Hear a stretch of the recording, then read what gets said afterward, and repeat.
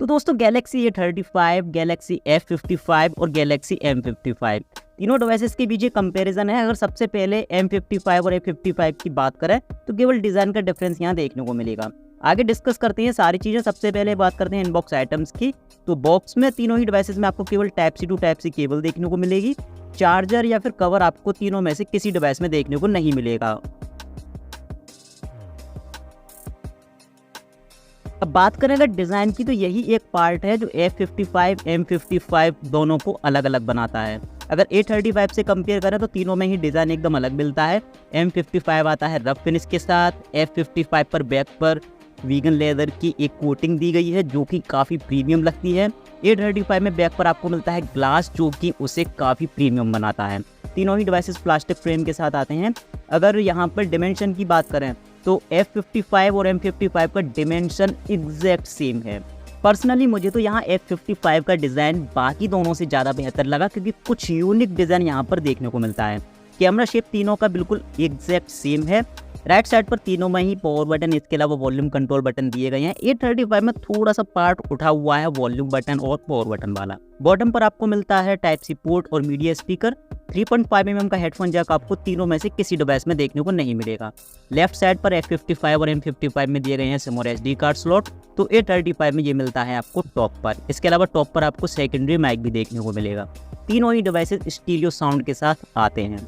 इसके अलावा A35 में सबसे बेहतर है कि यहाँ पर आपको IP67 का सर्टिफिकेशन देखने को मिलता है, यानी कि dust and water resistance device है, जो कि F55 और M55 नहीं है। तो प्रोटेक्शन के मामले में यहाँ A35 बेहतर है। पर्सनली लुक एंड फील के मामले में मुझे F55 ज़्यादा बेहतर लगा। डिस्प्ले की बात करें तो यहाँ डिस्प्ले में थोड़ा सा साइज का डिफरेंस देखने को मिलेगा। F55 और M55 की डिस्प्ले में कोई भी डिफरेंस नहीं है। A35 से अगर F55 की डिस्प्ले को कंपेयर करें तो कलर्स आपको एग्जैक्ट सेम देखने को मिलते हैं। 6.7 इंच का डिस्प्ले मिलता है आपको F55 में, A35 में आपको मिलता है 6.6 इंच का। इसके अलावा दोनों ही डिवाइसेस की डिस्प्ले का रिफ्रेश रेट सेम है 120 हर्ट्ज का, और पीक ब्राइटनेस भी दोनों की सेम है 1000 निट्स की। यानी कि आउटडोर में दोनों में से कोई भी डिवाइस आप यूज कर सकते हो, कोई भी इशू आपको देखने को नहीं मिलेगा। और डिस्प्ले के मामले में यहाँ कोई भी डिफरेंस नहीं है। UI फीचर्स की बात करें तो तीनों ही डिवाइसेस Samsung One UI 6.1 पर रन करते हैं, जो कि Android 14 पर बेस्ड है। फ्यूचर में आपको 4 साल का ऑपरेटिंग सिस्टम और 5 साल तक का सिक्योरिटी पैच का अपडेट भी सभी में मिलेगा। सिक्योरिटी की बात करें तो तीनों में ही आपको अंडर डिस्प्ले फिंगरप्रिंट स्कैनर और फेस अनलॉकिंग सिस्टम देखने को मिल जाता है। एडवांस फीचर्स की टैब की बात करें तो यहाँ पर एग्जैक्ट सेम फीचर्स देखने को मिलते हैं, लेकिन A35 में आपको वीडियो कॉल इफेक्ट का नाम का एक फीचर देखने को मिलेगा जो कि M55 और F55 में नहीं है।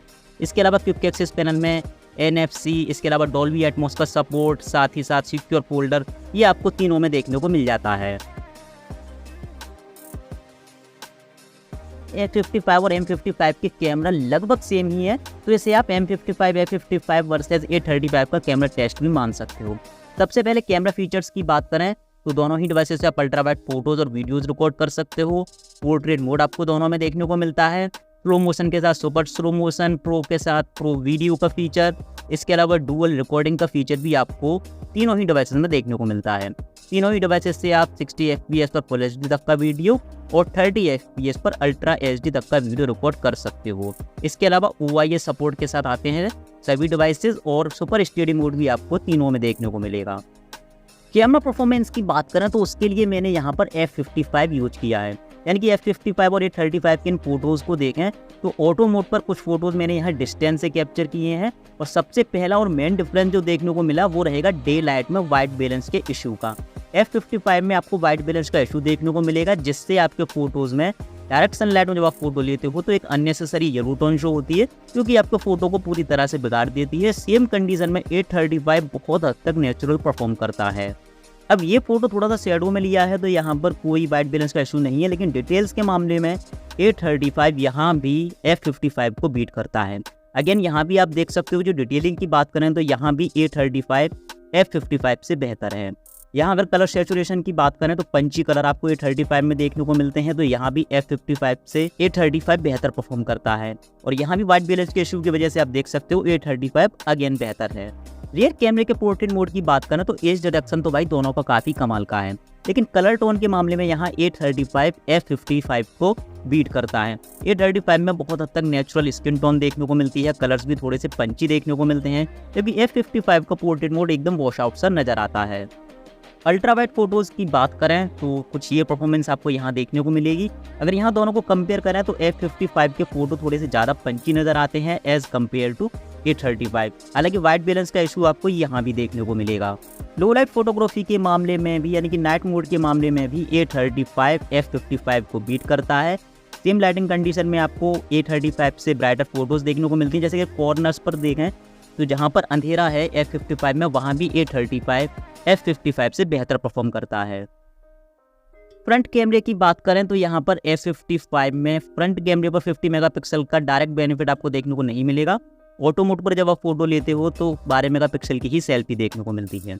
और यहाँ अगर डिटेलिंग की बात करें तो A35 का 30 मेगापिक्सल का कैमरा बहुत ज़्यादा बेहतर है F55 के 50 मेगापिक्सल सेल्फी कैमरे से। इसके अलावा अगर कलर टोन की बात करें तो वो भी A35 की बहुत बेहतर है। नेचुरल स्किन टोन आपको देखने को मिलती है, थोड़े से पंची कलर देखने को मिलते हैं, जबकि उसके सामने F55 की सेल्फी एकदम वॉश आउट नज़र आती है। फ्रंट कैमरे पर अगर एज डिटेक्शन की बात करें पोर्ट्रेट मोड पर तो वहाँ भी A35 F55 से बेहतर है। सबसे पहले दोनों ही डिवाइसेस को करते हैं यहाँ पर रीस्टार्ट, और जब तक रीस्टार्ट होता है मैं आपको बता दूं कि M55 और F55 में आपको मिलता है स्नैपड्रैगन का 7 Gen 1 प्रोसेसर, वहीं गैलेक्सी A35 में आपको मिलता है एक्जिनोस का 1380 प्रोसेसर। और यहाँ पर A35 थोड़ा सा जल्दी रीस्टार्ट हुआ एज कम्पेयर टू F55। आगे बढ़ते हैं इन दोनों ही डिवाइसेस के Antutu बेंचमार्क स्कोर्स की तरफ। तो Antutu बेंचमार्क के अगर स्कोर्स की बात करें तो यहाँ पर टोटल में F55 ज़्यादा बेहतर है, और वो क्यों है वो आप यहाँ पर देख सकते हो। सबसे पहले अगर CPU स्कोर्स की बात करें तो वहाँ A35 बहुत बेहतर परफॉर्म करता है, ज़्यादा स्कोर मिले हैं एज कम्पेयर टू F55। इसके अलावा अगर गेमिंग स्कोर की बात करें तो GPU में Antutu 3D का वर्जन यहाँ पर A35 पर सपोर्ट नहीं करता है, इसीलिए यहाँ पर स्कोर 0 अचीव हुआ, और यही मेन रीजन है इन दोनों डिवाइसेस के बीच डिफरेंस का जो स्कोर्स मिले हैं। इसके अलावा अगर मेमोरी स्कोर्स की बात करें तो वहाँ पर डिवाइस की रीड स्पीड का स्कोर F55 का बहुत बेहतर है A35 के कंपैरिजन में। आगे कुछ प्रैक्टिकली बात करते हैं कि कॉमन यूज या फिर डेली टास्क में दोनों डिवाइसेस कैसा परफॉर्म करते हैं। यहाँ मैंने दोनों ही डिवाइसेस पर ये कुछ एप्लीकेशंस लॉन्च करके देखे हैं। तो अभी तक जो नेटिव एप्लीकेशंस हैं ये 3 एप्लीकेशंस मैंने लॉन्च किए, और यहाँ पर इंटरनेट F55 पर थोड़ा सा जल्दी लोड हुआ। कैमरा दोनों डिवाइसेस पर सेम टाइम पर लोड होता है। इसके अलावा प्ले स्टोर भी दोनों पर ही सेम टाइम पर लोड होता है। गैलरी लगभग सेम ही टाइम पर लोड होती है, यहाँ कोई भी डिफरेंस देखने को नहीं मिलता। गैलेक्सी एप्स ये थोड़ा सा F55 पर जल्दी लोड हुआ। आगे ये एक छोटा सा गेम है कैंडी क्रश, और इसे देखते हैं ये पहले किस पर लोड होता है। तो अभी तक तो F55 पर ये आगे है, और थोड़ा सा F55 पर ये गेम भी जल्दी लोड हुआ। ये थोड़ा सा हैवी गेम है, बहुत ज़्यादा हैवी नहीं है। यहाँ देखते हैं कि ये पहले किस पर लोड होता है। तो अभी तक तो A35 पर ये आगे है, और गेम देखते हैं तो A35 पर ये जल्दी लोड हुआ। इसके अलावा ये एक वीडियो है जो दोनों ही डिवाइसेस के UI वाले पार्ट में रिकॉर्ड किया गया है।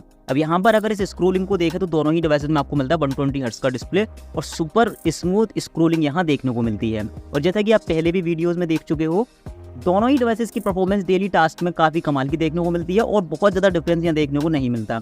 Antutu स्कोर जरूर A35 के ज़्यादा है, लेकिन जब ऐप लॉन्चिंग नानो मैंने दोनों डिवाइसेस पर ऐप्स लॉन्च किए, और यहाँ पर भी आप देख सकते हो दोनों में कुछ खास फर्क यहाँ देखने को नहीं मिलता। इसी के साथ बात करते हैं गेमिंग परफॉर्मेंस की। तो ये GPU वाले पार्ट में रिकॉर्ड किया गया एक वीडियो है Antutu बेंचमार्क में, और अगर इस वीडियो को देखें तो आप इसे एक हाई एंड का गेम मान सकते हो। अब यहाँ पर दोनों पे अगर ये वीडियो देखें तो F55 पर आपको लैग या इशू थोड़ा कम देखने को मिलता है एज कम्पेयर टू A35, यानी कि दोनों में से किसी डिवाइस पर आप हाई एंड के गेम नहीं प्ले कर सकते, लेकिन F55 और M55 पर आपको गेमिंग के लिए ज़्यादा बेहतर परफॉर्मेंस देखने को मिलती है एज कम्पेयर टू A35। मैंने दोनों ही डिवाइसेस पर कुछ एप्लीकेशंस या फिर कहें कुछ गेम्स मैंने रन करके भी देखे, और दोनों ही डिवाइसेस की परफॉर्मेंस मुझे काफ़ी कमाल की देखने को मिली। मीडियम ग्राफिक्स गेमिंग में आपको दोनों में से किसी भी डिवाइस पर कोई इशू देखने को नहीं मिलता, लेकिन अगर हाई ग्राफिक्स गेमिंग की बात करें तो वहाँ पर F55 या फिर कहें M55 पर थोड़ी सी बेहतर परफॉर्मेंस देखने को मिलती है एज कम्पेयर टू A35 पर भी आप हाई ग्राफिक्स तक की गेम्स प्ले कर सकते हो, लेकिन अगर परफॉर्मेंस को कंपेयर करें तो वहाँ F55 ज़्यादा बेहतर है। तो फाइनली जैसा कि ये 35 महंगा है तो उस हिसाब से आपको फीचर्स या फिर कहें परफॉर्मेंस F55 और M55 के कंपैरिजन में बहुत बेहतर देखने को मिलती है। वहीं M55 और F55 की बात करें तो यहाँ कोई भी डिफरेंस आपको देखने को नहीं मिलेगा सिवाय डिज़ाइन के। तो फिर मिलते हैं ऐसे किसी इन्फॉर्मेटिव वीडियो के साथ, तब तक के लिए गुड बाय, आपका दिन शुभ हो।